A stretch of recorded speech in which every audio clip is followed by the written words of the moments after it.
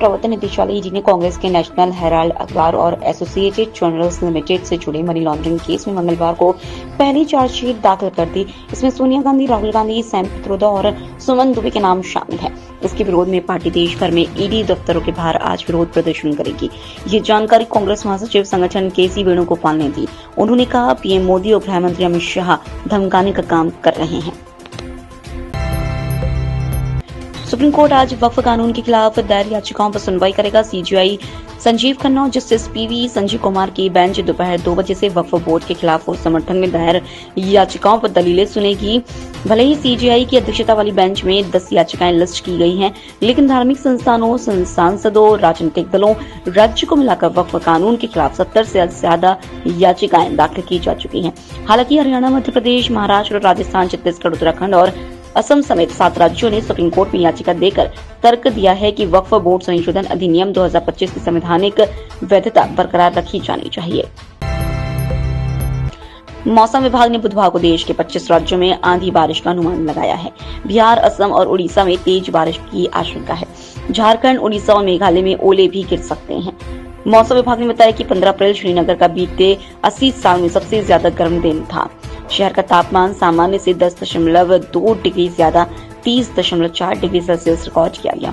मौसम के इस समय के लिए औसतन तापमान 20.2 डिग्री सेल्सियस है। देश में पुलिस कर्मियों की कमी है। डिपार्टमेंट में 23% पद खाली है। इसका नतीजा यह है कि 2023 में 1 लाख लोगों में सिर्फ 155 पुलिसकर्मी थे, जबकि यह संख्या 197 होनी चाहिए। इतना ही नहीं, 17% थानों में एक भी सीसीटीवी कैमरा नहीं है, जबकि हर थाने में 12-13 कैमरे होने चाहिए। वहीं 83% थानों में कैमरे तो हैं, लेकिन इनमें ऐसे थाने भी शामिल हैं जहां सिर्फ एक सीसीटीवी कैमरा है। देश की पुलिस फोर्स में 17% अनुसूचित जाति, 12% अनुसूचित जनजाति और 31% अन्य पिछड़ा वर्ग से है। इंडिया जस्टिस रिपोर्ट 2025 से यह जानकारी सामने आई है।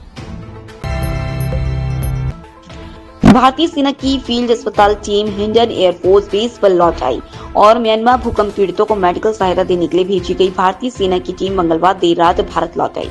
ऑपरेशन ब्रह्मा के तहत भारतीय टीम म्यांमार के दूसरे सबसे बड़े शहर मांडले में तैनात थी। 50 पैराशूट ब्रिगेड के कमांडर ब्रिगेडियर नवीन कुमार ने बताया कि टीम में 123 सदस्य थे। इनमें surgeon, trauma care expert, lab technicians, x ray unit और लाइफ सेविंग सर्जरी के लिए सभी जरूरी लोग शामिल थे। इनमें करीब 65 बड़ी सर्जरी की। दिल्ली यूनिवर्सिटी के लक्ष्मीबाई कॉलेज के कमरों में गोबर और मिट्टी लीपने के वीडियो की चर्चा कुलपति प्रोफेसर योगेश सिंह तक पहुंच गई है। कुलपति ने कहा, मेरा मानना है कि अगर इस तरीके से कमरों में गर्मी कम हो सकती है तो ये प्रयोग प्रिंसिपल को सबसे पहले अपने घर और अपने ऑफिस में करना चाहिए। जब वह कारगर साबित हो तो उसके बाद स्टूडेंट प्लेस पर करना चाहिए। उन्होंने कहा, कूलर, पंखों की कमी को दूर करना चाहिए। वे 10 साल से प्रिंसिपल हैं तो इस पर ध्यान क्यों नहीं दिया। उधर Delhi university student union president Raunak Khatri ने मंगलवार को प्रिंसिपल प्रत्युष बासला के ऑफिस की दीवारों पर गाय का गोबर लगा दिया। इस दौरान उन्होंने कहा कि ठंडक तो सबको मिलनी चाहिए। यूपी के सीएम योगी आदित्यनाथ ने हरदोई में कहा कि वक्फ की जमीनें वापस ली जाएंगी। इन पर अस्पताल, गरीबों के लिए मकान, स्कूल, विश्वविद्यालय बनेंगे। निवेश के लिए लैंड बैंक तैयार होगा। वहीं वक्फ कानून के विरोध में बंगाल में हो रही हिंसा पर सीएम ने कहा कि बंगाल जल रहा है, लेकिन वहां की मुख्यमंत्री के साथ साथ सपा और कांग्रेस भी चुप है। ममता बनर्जी दंगाइयों को शांति दूत कहती है और सेकुलरिज्म के नाम पर उन्हें खुली छूट देती है। इस तरह की अराजकता पर लगाम लगनी चाहिए। अयोध्या के राम मंदिर को बम उड़ाने की धमकी मिली है। सोमवार रात राम जन्मभूमि ट्रस्ट को ईमेल आया जिसमें लिखा है, मंदिर की सुरक्षा बढ़ा लो। ट्रस्ट ने साइबर सेल में केस दर्ज कराया है। धमकी मिलने के बाद जन्मभूमि परिसर और आसपास के इलाकों में सुरक्षा बढ़ा दी गई है। इलेक्ट्रॉनिक निगरानी सिस्टम भी चालू कर दिया गया है।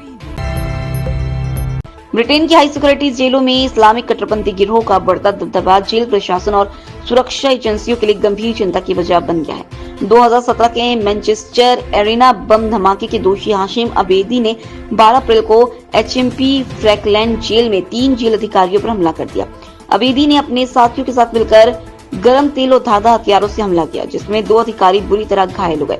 इस हमले ने एक बार फिर ब्रिटेन की जेलों में मजबूत होते चरमपंथी नेटवर्क को लेकर सवाल खड़े कर दिए हैं। लंदन के एक अखबार की रिपोर्ट के मुताबिक फ्रैंकलैंड जेल इस समय इस्लामिक गिरोह के कब्जे में, जहां कैदियों पर दबाव डालकर या धमकाकर उन्हें अपने गिरोह में शामिल किया जा रहा है। चीन ने अपनी एयरलाइन कंपनियों को अमेरिकी विमान निर्माता कंपनी बोइंग से नए विमानों की डिलीवरी नहीं लेने के आदेश दिए। ब्लूमबर्ग की रिपोर्ट के मुताबिक बीजिंग ने अमेरिका में बनने वाले विमान के पार्ट्स और डिवाइसेस की खरीद रोकने का आदेश भी दिया है। चीन ने यह आदेश अमेरिका की 145% टैरिफ के जवाब में जारी किया है। बोइंग एयरप्लेन एक अमेरिकी कंपनी है जो airplane, rocket, satellite, telecommunication equipment और मिसाइल बनाती है। कंपनी की स्थापना 15 जुलाई 1916 को विलियम बोइंग ने की थी।